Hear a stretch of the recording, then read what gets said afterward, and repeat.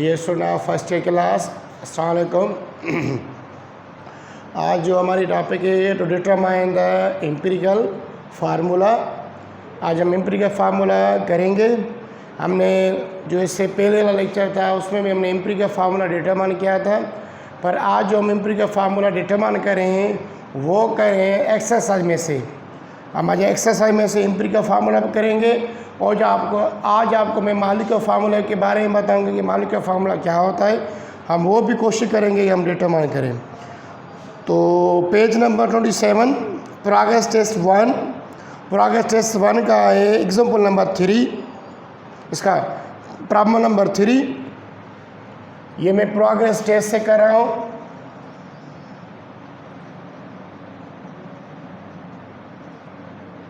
Progress test 1 page number 27, इसका problem number हम तीसरा कर रहे हैं।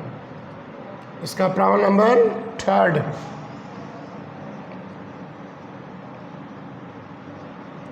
आप सामने बुक निकालोगे तो आपको पता चल जाएगा कि प्रॉब्लम अभी क्या कह रहा है।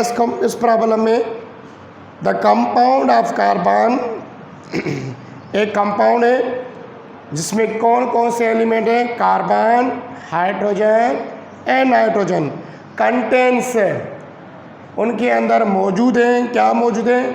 67.70% of carbon, 7.41% of hydrogen and 25.90% of nitrogen.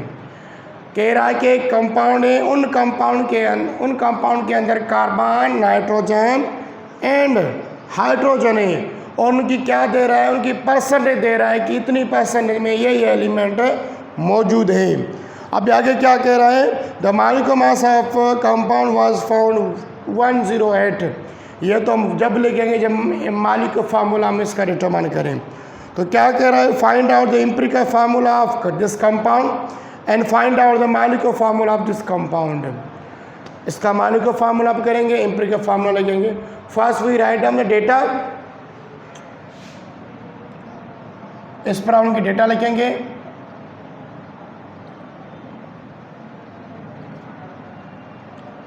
तो परसेंटेज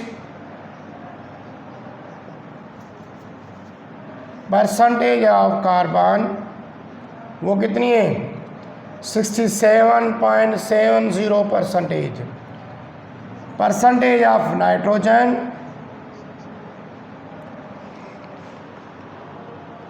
वो है 25.90%। परसेंटेज ऑफ हाइड्रोजन वो है 7.61%, 7.41%। हमें क्या करना है, एम्पिरिकल फार्मूला डिटरमाइन करना है। Empirical formula of this compound, of the compound, ये डिटरमाइन करना है। ये आपको पहले डेटा लिखनी है और इसका मॉलिक्यूलर फार्मूला डिटरमाइन करना है। तो मॉलिक्यूलर फार्मूला लिख लो।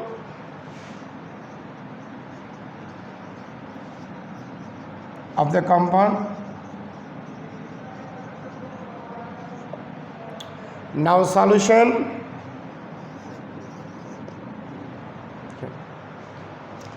अभी हम क्या लिखेंगे, ये डेटा लिखने के बाद मैंने आपको बनाएगी टेबल फॉर्म में। तो हम इसकी टेबल फॉर्म बनाएंगे। टेबल फॉर्म में क्या हो जाता है, इजी हो जाता है। एक ही टाइम में हम सारे प्रॉब्लम अच्छी तरीके से इनकी एलिमेंट की परसेंटेज, मास, एटॉमिक रेशो, मोल रेशो निकालना इजी हो जाता है। तो मैं भी इसको मिटा रहा हूँ, यहाँ पर लिखना, फिर आप ये टेबल बनाना। तो टेबल में क्या लिखेंगे, टेबल में हमें आज स्टेप हमारे कम होंगे। जैसे उस दिन प्रॉब्लम क्या था, उसमें स्टेप ज़्यादा हो रहे थे। स्टेप क्यों ज़्यादा हो रहे थे, क्योंकि उसमें हमें मास डिटरमाइन कर रहे थे, फिर हम परसेंटेज निकाल रहे थे। पर यहाँ पे डायरेक्ट इसने क्या दी है, परसेंटेज दी है। मतलब 2 स्टेप हमें नहीं करने पड़ेंगे। तो यहाँ पे पहला लिखना पड़ेगा, कितने बॉक्स बनाने पड़ेंगे। इस पहले बॉक्स में एलिमेंट कौन से हैं? ये हो गया कार्बन, ये हो गया नाइट्रोजन, लास्ट वाला हो गया ऑक्सीजन। ठीक है, इसमें लिखोगे कि एलिमेंट कौन से हैं। इधर पहले बॉक्स में लिखेंगे एलिमेंट। अभी कौन से एलिमेंट हैं? सर एलिमेंट है इसके अंदर कार्बन है। ये पहला हम क्या करें, स्टेप करें। कौन कौन से एलिमेंट्स मौजूद हैं? कार्बन, नाइट्रोजन एंड हाइड्रोजन, ये एलिमेंट है। राइट, इसको हम ऐसे करेंगे।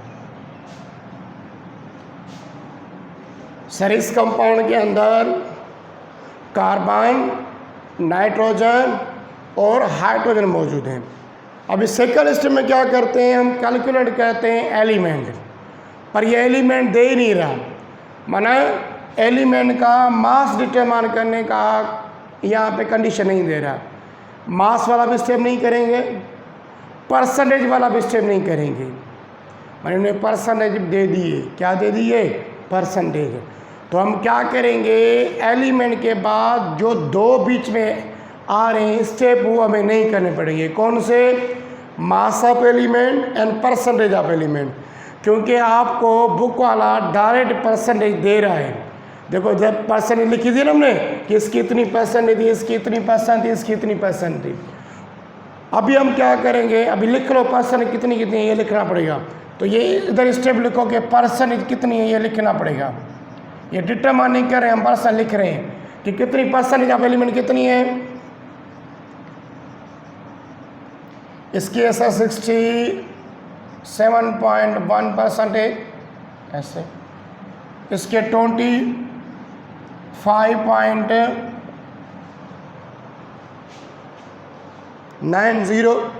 नाइट्रोजन, 7.41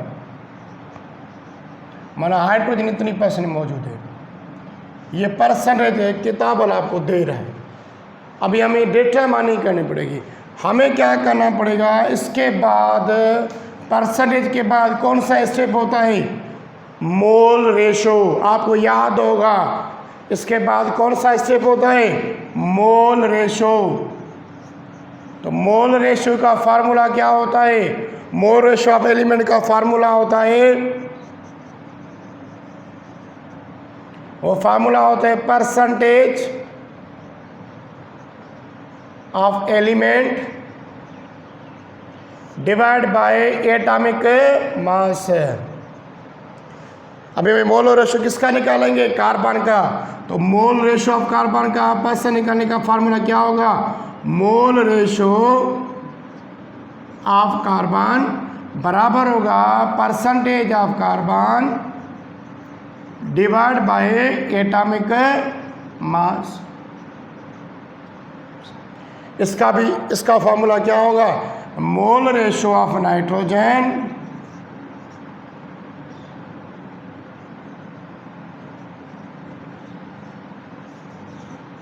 वो बराबर होगा percentage of nitrogen divide by atomic mass of nitrogen. Mole ratio निकालेंगे हाइड्रोजन का, तो मोल रेशो ऑफ हाइड्रोजन वो बराबर होगा percentage of hydrogen divide by atomic mass of hydrogen. ठीक है, और मोल रेशो आप किसके निकालें? अब कार्बन की वैल्यू रखते जाए। सर परसेंटेज इसकी 66.71। उसका एटॉमिक वेट क्या है? मास क्या है? 12। पहले वैल्यू रखते जाए, उसको आप डिवाइड करोगे कि कितना जवाब आएगा? आई थिंक 5 पॉइंट समथिंग आएगा। इसको करके देखते हैं।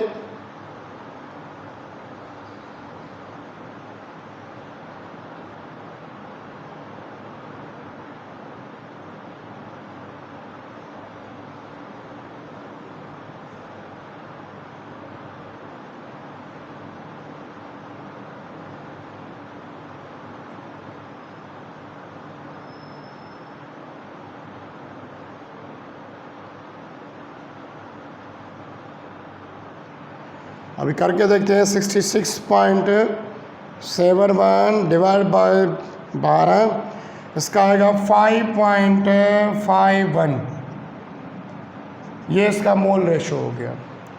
इसकी निकालें नाइट्रोजन की मोल रेशो 25.90 डिवाइड बाय 14, क्योंकि एटॉमिक वेट इसका कितना है 14, किसका नाइट्रोजन का 25.90 डिवाइड बाय 14, इसका जवाब आएगा 1.85।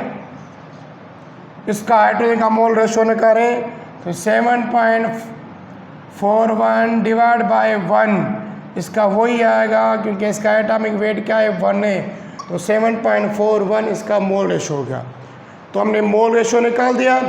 इस कार्बन का मोल रेशो क्या निकला 5.51 और नाइट्रोजन का क्या निकला 1.85 और इसका क्या निकला 7.41।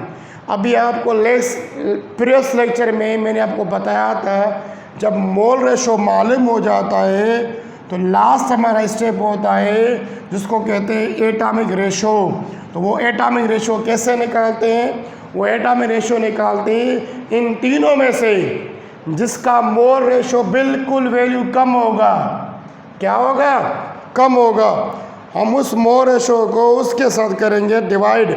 मना भी बताओ कि 5.51 कम है, 1.85 कम है, 7 कहोगे सर ये वाला जो रेशो बिल्कुल सिंपलेस्ट रेशो है।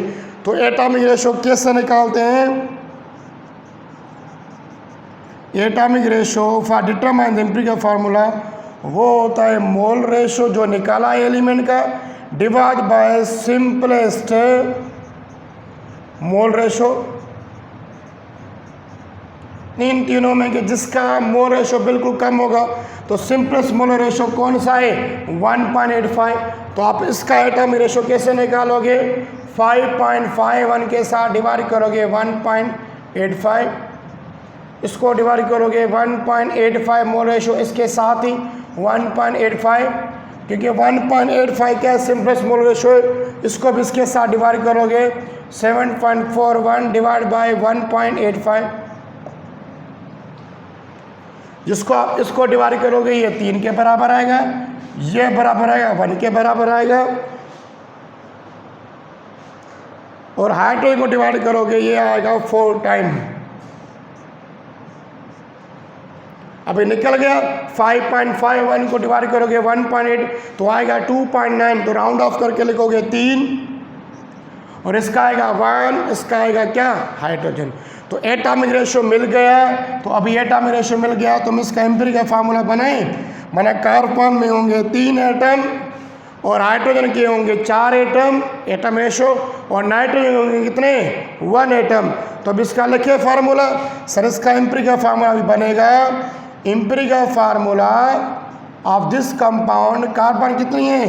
कार्बन है सर 3, हाइड्रोजन नाइट्रोजन कितनी है? नाइट्रोजन है सर 1, और हाइड्रोजन कितनी है सर? वो है 4। तो ये C3N1H4 ये है इसका क्या एम्पिरिकल फार्मूला जो हमने डिटरमाइन किया। अब इसमें क्या हो रहा था, हमें किताब वाला क्या दे रहा था, डायरेक्ट परसेंटेज दे रहा था, और परसेंटेज के लिहाज से हम क्या कर रहे थे, उन एलिमेंट की एटॉमिक रेशो निकाल रहे थे और मोलर रेशो निकाल रहे थे, और मोलर रेशो को यूज़ करके हम उनके एटॉमिक रेशो निकाल रहे थे। वो एटॉमिक रेशो किस में यूज़ हो रहे थे? वो एटॉमिक रेशो यूज़ हो रहे थे इन एम्पिरिकल फार्मूला। तो पहले मैंने क्या लिखा, पहले इसकी डेटा बनाई, उसके बाद मैंने यहाँ पे आपको टेबल फॉर्म बताया कैसे बनाओगे। तो एक ही टाइम आप सारे करते जाओगे, वरना आपको ये अलग करना पड़ेगा, ये अलग करना पड़ेगा, ये अलग करना पड़ेगा, पेज के लिहाज से मुश्किल होगा। तो एलिमेंट लिखना पड़ेगा यहाँ पे कार्बन नाइट्रोजन हाइड्रोजन लिखना पड़ेगा, और यहाँ पे परसेंटेज ऑफ एलिमेंट दी गई है। देखो 2 स्टेप में पहले ही बता रहा था, तो 2 स्टेप हमें ये नहीं दे रहा। एक तो हमें मास ऑफ एलिमेंट है, परसेंटेज ऑफ एलिमेंट हमें नहीं डिटरमाइन करने पड़े। ये डायरेक्ट हमें क्या दे रहा है, हमें परसेंटेज दे रहा है। तो परसेंटेज को यूज़ करके कार्बन की परसेंटेज, नाइट्रोजन की परसेंटेज और हाइड्रोजन की परसेंटेज, इनको यूज़ करके हम क्या डिटरमाइन करेंगे, मोल रेशो। क्या डिटरमाइन करेंगे? Mole ratio. तो मोल रेशो यहाँ पे किसकी, कार्बन की, तो इसकी परसेंटेज उसके डिवाइड करेंगे इसके एटॉमिक मास, इसकी परसेंटेज नाइट्रोजन उसके एटॉमिक वेट के साथ उस परसेंटेज। अब लास्ट स्टेप क्या होता है, हम एटॉमिक रेशो निकालते हैं। तो मोल रेशो उन एलिमेंट का जो हमने मालूम किया है, सिंपलेस्ट मोल रेशो इन तीनों में से जिसका कम होगा सारों के साथ डिवाइड करोगे, जो एटम बच जाएंगे, जो नंबर बच जाएंगे, वो उन एलिमेंट का कहेगा क्या, atomic ratio, simplest ratio for determination of empirical formula. तो इसका 3 आया माना C3, इसका 1 आया N1, उसके 4 आए तो H4। ये हो गया इसका क्या, empirical formula of this compound. Next lecture में हम क्या करेंगे, इसी को उठा के, इसी प्रॉब्लम को उठा के मैं डिटरमाइन करूँगा मॉलिक्यूलर फार्मूला। अगर इसमें आपको कोई भी दिक्कत हो रही है, प्रॉब्लम में कोई भी आपको टर्म समझ में नहीं आ रहा, तो आप पूछ सकते हो।